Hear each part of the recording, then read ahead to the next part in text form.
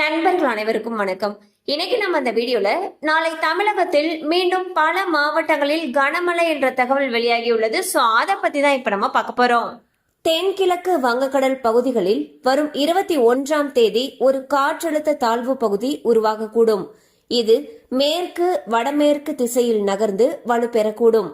இதன் காரணமாக தமிழகத்தில் இன்று முதல் 24ஆம் தேதி வரை பெரும்பாலான இடங்களில் இடி மின்னலுடன் லேசானது முதல் மிதமான மழை பெய்ய வாய்ப்புள்ளது.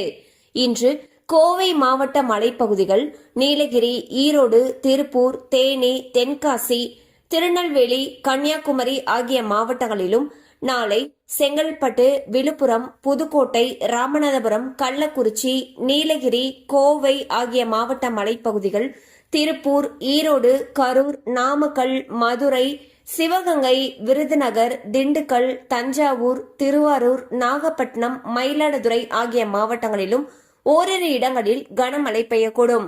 சோ வந்து பாத்தீங்கன்னா தமிழகத்துல காற்றழுத்த தாழ்வு பகுதியின் காரணமாக இன்று முதல், அதாவது அக்டோபர் 19ஆம் தேதியிலிருந்து அக்டோபர் 24ஆம் தேதி வரைக்கும் பல இடங்கள்ல கனமழை பெய்ய வாய்ப்பு இருப்பதாக வானிலை ஆய்வு மையம் அறிவிச்சிருக்காங்க. கண்டிப்பா அந்த அப்டேட் உங்களுக்கு பயனுள்ளதா இருந்திருக்கும் நம்புறோம். மேலும் இது போல அப்டேட்ஸ் உங்களை உடனே ரீச் ஆகணும்னு நினைச்சீங்கன்னா நம்ம சேனலோட தொடர்ந்து இணைந்திருங்கள். தேங்க்யூ ஃபார் வாட்சிங்.